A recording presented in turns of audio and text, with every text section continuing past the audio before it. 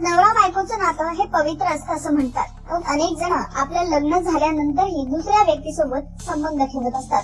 अनेकदा विवाहबाह्य संबंधांमुळे नात्यांमध्ये दरी निर्माण होते, त्यामुळे भांडणं होऊ शकतात आणि अखेर एके दिवशी ते नातं संपून जातं.